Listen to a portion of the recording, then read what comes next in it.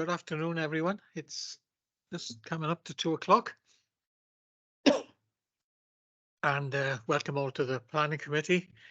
And first item on our agenda is any apologies for absence Yeah, but apologies from Councillor Nicola Matthews, Chair. from Nicola Matthews. Okay, thank you. No others?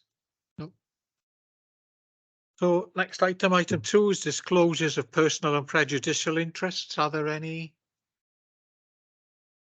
No. Item 3 is to approve and sign the minutes of the previous meeting as the correct record. And that's pages 1 to 3. So we go to page 1, 2, and page 3. Somebody move the minutes. Thank you all. Thank you very much. And then item 4. Are there any items for deferral or withdrawal? Thank you, Chair. Wayne. To advise members, last week we emailed third parties to advise them that applications were being considered by committee today. We had notification this morning that the emails weren't actually delivered until today, which meant that third parties haven't had an opportunity to either make additional representations or perhaps make arrangements to speak to committee. This relates to items 1, 2 and 4. There were no third parties on item 3.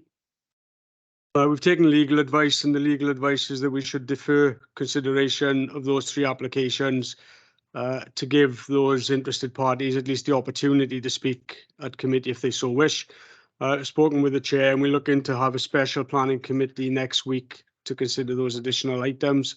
And if that can be arranged, the notifications will be sent out for that meeting. So as things stand, agenda item, the applications items 1, 2 and 4 will need to be deferred.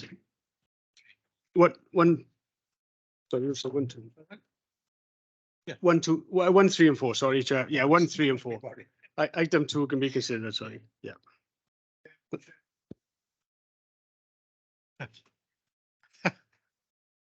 Just gonna say. All right. Okay then. Thank you, members.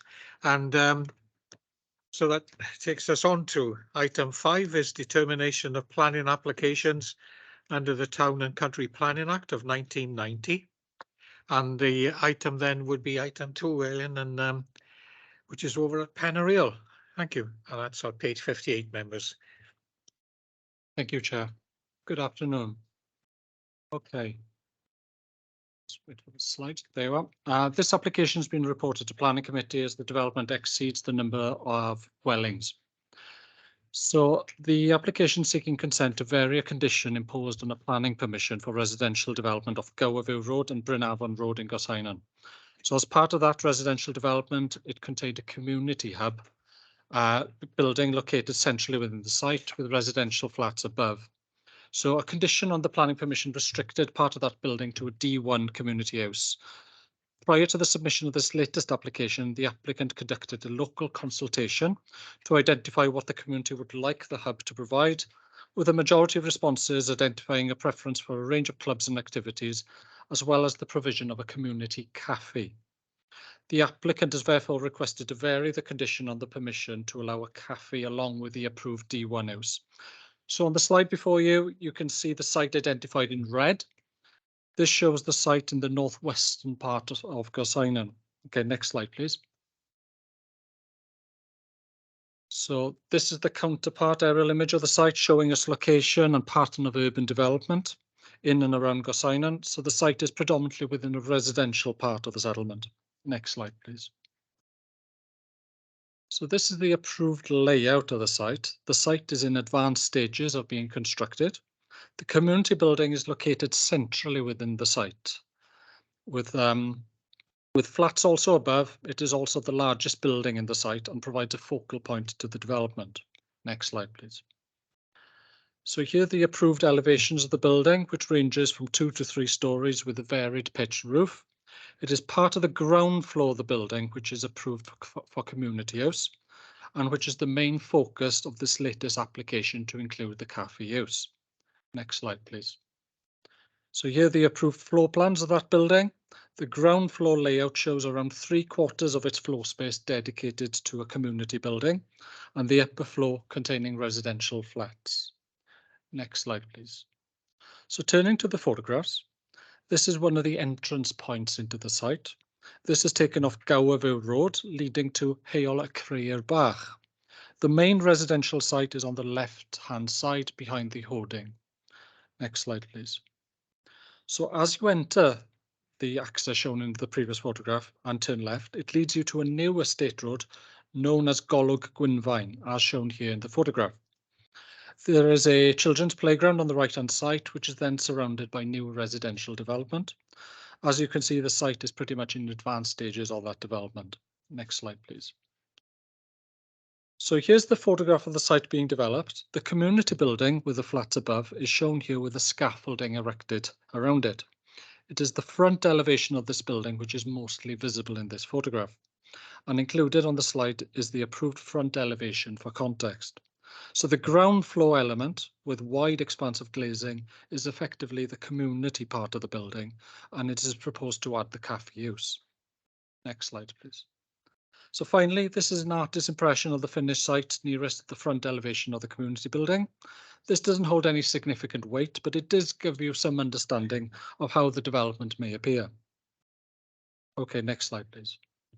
So the proposal is seeking to vary a condition on the planning permission to include a cafe use within the community building.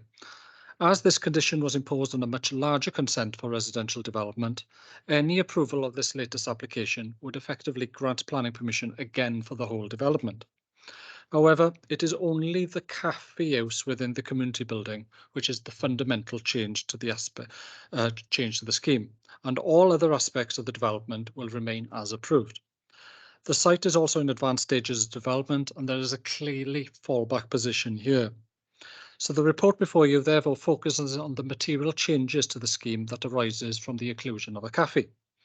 So in this regard, the main issues for consideration relate to whether the variation of the condition will have an acceptable impact on the character of the area, highway safety, residential amenity, and vitality and viability of Gorseinon District Centre. So Policy RC2 promotes a town centre first approach in line with national policy. So a cafe is deemed to be a type of leisure use, and this lies outside any established centre, the nearest being Gorsainon's district centre. So it's necessary to consider the need and impact upon established centre. So the approved community use is limited to 285 square metres, and the inclusion of a cafe use or a combination of both uses would also be restricted by the same total footprint. Floor space, sorry. So this is considered to be a relatively small unit, and the applicant has presented evidence within the submission via their own community engagement that there is a local need for a cafe use.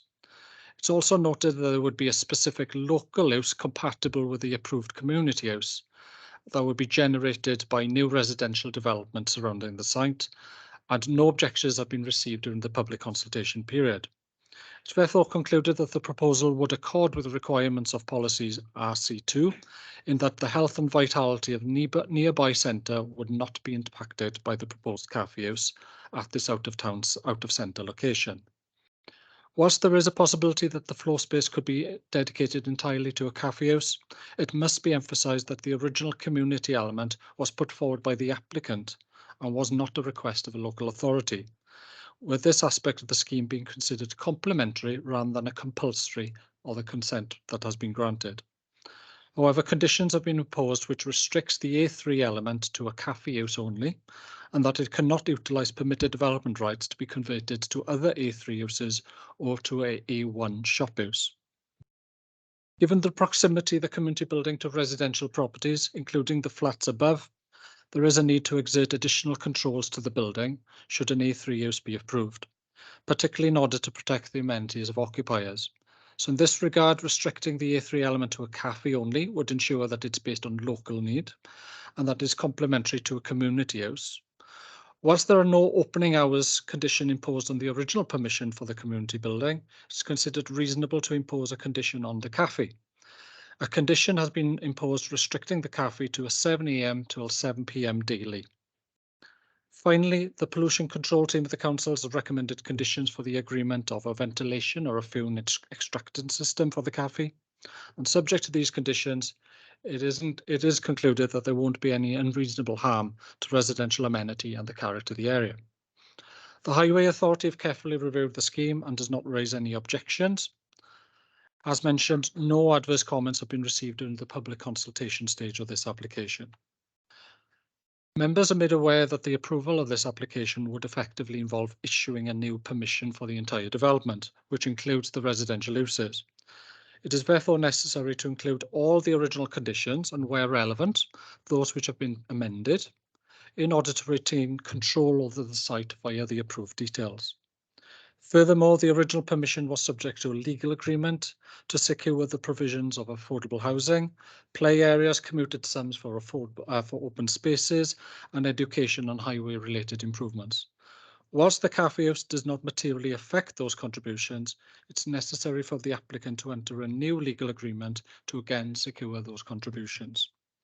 So the recommendation is therefore to approve the development, subject to the conditions listed in the report, and for a new legal agreement to be completed and signed. Thank you, Chair. Thank you very much. Thank you. Any member wish to speak? Councillor White?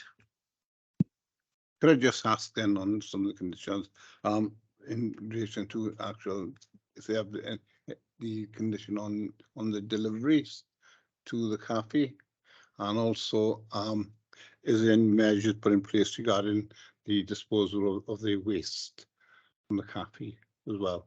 Thank you, Chair. Okay, thank you very much. Councillor? Yes, so. You. Yeah, just on the eighth use, just the clarification. If they wanted to sell alcohol or hot food takeaway, would that be under something else? Because a lot of cafes these days do both. So would that just come under the A3, or would they have to go somewhere else for those, you know, to allow that to happen? Yeah, we'll come back with it then, Councillor. Yeah, just on the opening times, I mean, this is a community building. I understand that where you have a situation where food is being served, or people will gather, that you want to restrict the opening time. But if the people living in that stage wanted to use this for community purposes after 7 p.m, would they be able to do so without breaching this, providing no food or drinks were served? Just think, if you're going to have a community building, people may want to go there in the evening. You might want to have a youth club or something there, so just wondering how that works. Thank you. Thank you. Councillor Mary Jones? Thank you. It's to do with the original conditions, which we just mentioned, and you mentioned something about the 106 money for play equipment, but on one of the slides you actually showed us the play equipment, so I'm assuming now that play equipment is in its right place, because it says on, I think, condition 17 that we approved under application to relocate the play equipment. Now, is that just the zip wire, or is it the whole thing? I'm not quite clear, and I'd like some clarification. Thank you. Okay, thank you very much. Any other members? Can't see any other hands up. No. Okay. Few queries there, really. Thank you. Thank you, Chair. Yeah, I'll try to go through them. Okay, deliveries. Yeah, you are quite right. There isn't a condition for deliveries. If you so minded, if you feel that the deliveries could be a source of amenity, comes and goings. I guess we've also considered the size of the unit as well, and the fact that the community use isn't restricted. But if you so wish, would like to add a condition for control of deliveries, I don't see any particular issue in that, provided you feel it's justified. With regards to waste, again, the scale of the building is not that particularly large, but we could add a condition then for a scheme of bin storage. That wouldn't be any problem, but we haven't actually explicitly put a condition for bin storage. With regards to license and the alcohol and the sale of hot food, the A3 use encompasses the sale of hot food. So the cafe use would certainly have provided that they operate within the timescales of 7, has been suggested, 7 AM to 7 PM, then that covers hot food. it also covers kind of alcohol, but there is a separate licensing regime required from our own licensing team. So that would deal with the sale of alcohol. That is beyond what we can control in the planning process. The community use, as I said, that permission is unrestricted for the community use. We're only looking at the operation of the cafe use. So if somebody, for example, wanted to hold a night class afterwards like that, that would fall outside the scope of an outright A3 kind of use.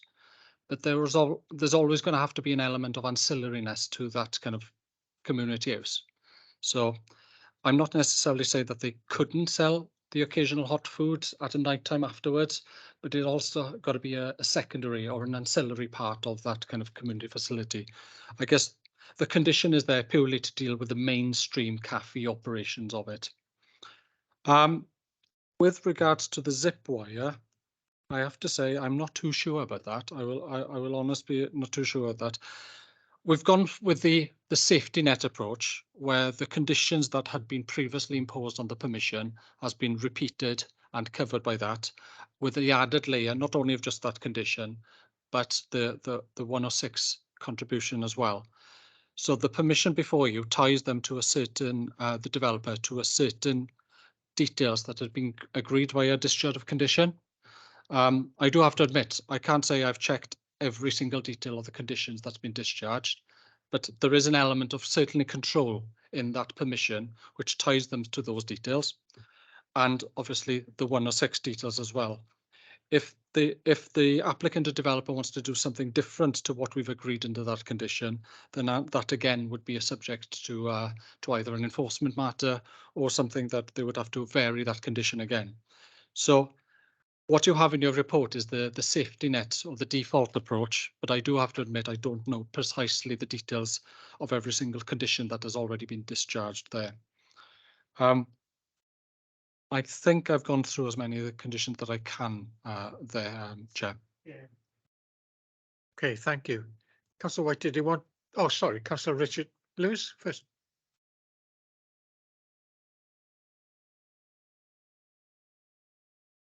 Sorry. Chairman, I tried the lift. I tried to find the lift. I found the lift. It wasn't bloody working. I had about 5 sets of stairs to come. I'd been on it half an hour getting here. So my apologies for being late, but I wish the lifts were down working. That's all. Oh, Thank you, Chairman. we had this issue. Nice to see you smiling anyway. Thank you. Sorry, I start again. Councillor White, did you were proposing some conditions there, or? Yeah, Chair, really, we don't really know really the extent of how busy the unit would be.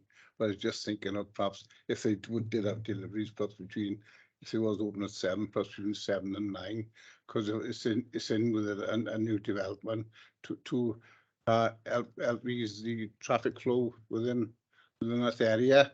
In regards to the disposal of the waste, whether it would be feasible to have a waste company there, but I think perhaps if the developer could liaise with our waste management department about services for collection, or because that would be classed as commercial or trade waste anyway.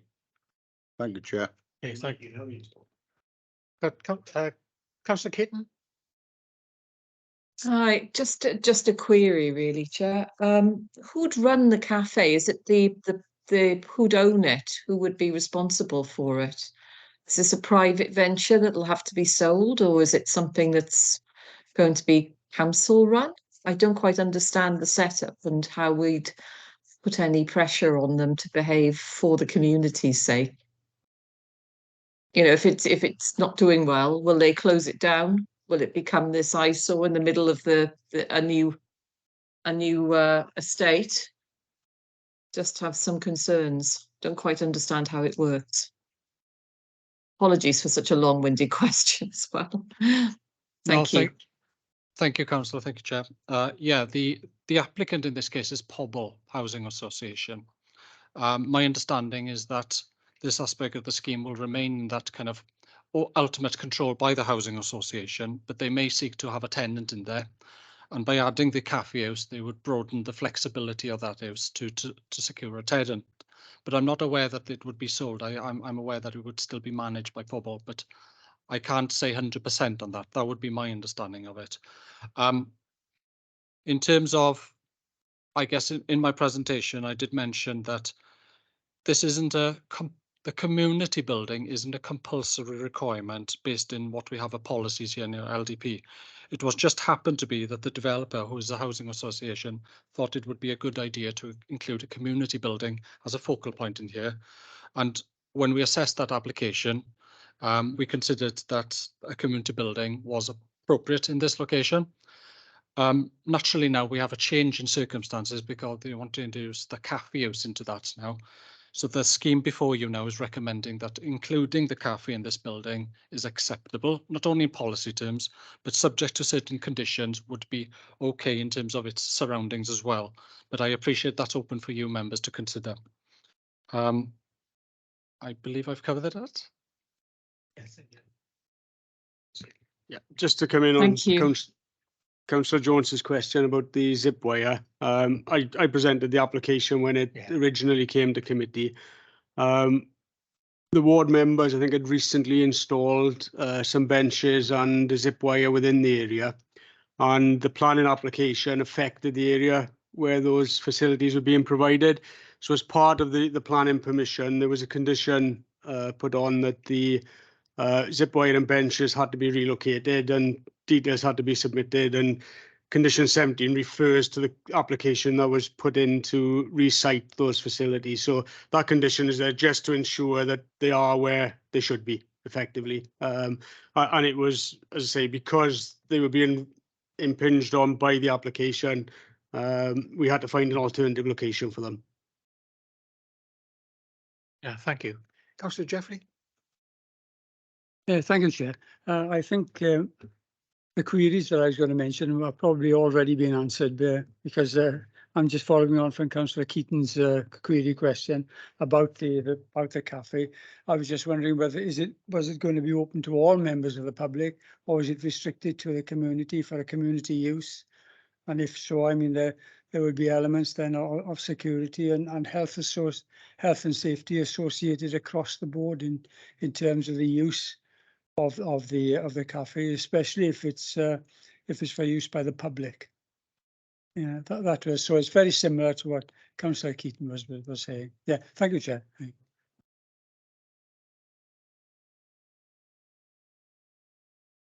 Yeah, obviously the community aspect of it has already kind of been covered by the previous permission. So this is now just introducing the cafe. Sale of food and whatever it is will be subject to other kind of regulations, for example, food standards, food hygiene. We mentioned licensing as well. All these kind of are covered by different legislation. Ultimately, as the planning kind of side of things, we consider the use of land and the use of buildings. We wouldn't necessarily be able to control who particularly would access the building. Or we can ensure that the building has been applied for a community use. So it's got a D1 use, that's the category for it. And then the cafe use, which is an A3 use. So in land use terms, we consider those uses to be appropriate, but how is it actually managed? That would be essentially up to the owner or tenant. Thank you. Thank you.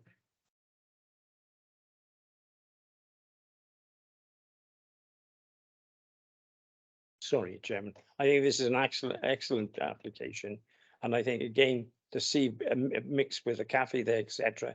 It'll be quite an exciting development, and I know some of the housing associations have provided excellent housing accommodation and some bright ideas, and I think that this is a great example of working together, and I think whoever runs this it should have a first-class business, and good luck to them.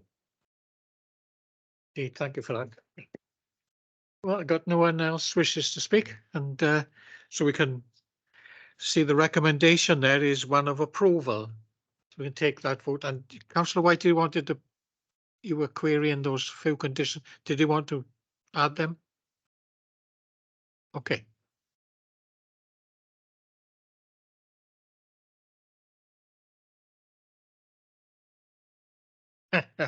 Yes. Yeah.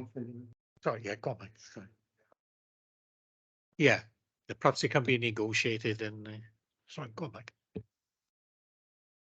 Yeah, just like to say, when it comes to deliveries, you mentioned 7 till 9. Well, that's school times really. It'd be better to have it over the space of the day rather than just, having the deliveries come in time when the kids are going out to school. And so I'm just saying we better think about what time, if you're going to set a time, to have a time that's more flexible. More flexible, yes, than just being specific with in any degree. Thank you. Thank you, Chair. Chair, I'm open to any suggestion what members feel. Could I suggest to members that the delivery times are restricted to the opening times of the cafe so that it doesn't go outside those times? Okay, yeah, is that, yeah, okay. Thank you for that. And, okay, then, as I say, the recommendation there is one of approval, so we'll take that vote now then. Thanks, Gareth. Yeah, councillor Peter Black. For. Bill Downing. For. Alan Jeffrey. For. Mary Jones. For. Sarah Keaton. For. Mike Lewis. For. Richard Lewis. Abstain, Chairman. Mike White. For. Andrew Williams. For. Paul Lloyd. 9 for. My son the other day. Thank you very much. That's carried. And then the other item we have on our agenda, item 6, you see the appeal decision on page 143 for our information. Thank you, Chair. Just a bit of background, perhaps, for some members who are a bit newer to the committee. When committee considers an application and that application ends up at appeal, we report back the appeal decision so that committee can see the views of the inspector and the outcome of the appeal. So this is one which was considered in July last year by committee. Committee refused the application for 2 reasons. The first was the impact of the proposed development on the character of the street scene and the wider Mumbles conservation area. And the second reason was the overbearing and overshadowing impact on adjoining property. And the reasons are outlined on the report. So the applicant appealed the refusal, and that appeal was considered by the appointed inspector. The inspector, as summarised in the report, considered the main issues to be the impact on the street scene and conservation area and on living conditions of adjoining occupiers. So in terms of the inspector's findings, he did consider the proposal would have an unacceptable impact on the character and appearance of the area, so supported the council's reasoning for refusing the application on that point.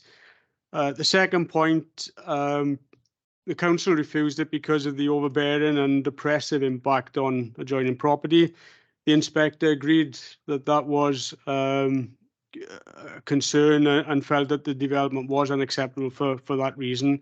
But the inspector also considered there would be direct overlooking of the private amenity space of number 1 Broadview.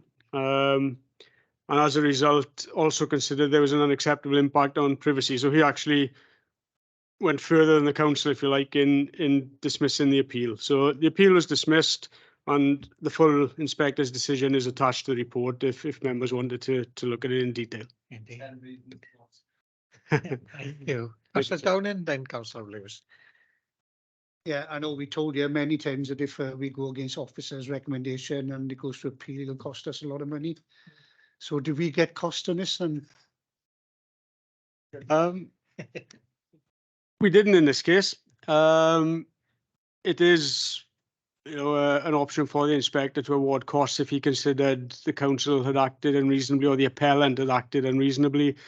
I think in this case, the reasons for refusal were reasons which the appellant could argue. He could argue that the visual sort of appearance of the building did fit in, although the council took a different view.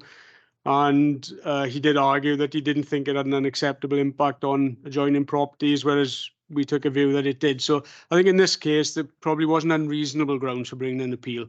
Where you see costs awarded, perhaps if I give an example, you may have a house in the middle of the countryside, completely unjustified in policy terms, maybe a previous refusal, a previous appeal. Someone applies again and appeals, they're unlikely to be successful based on the previous decision and the policy context.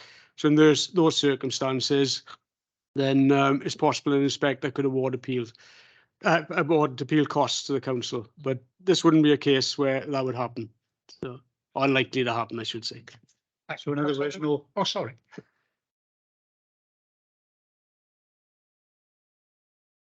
Oh, Chairman, this is 2 points there. In the appeal, it was made by Mr. Alex O'Brien. Can I make it clear, is no relation of mine, Chairman?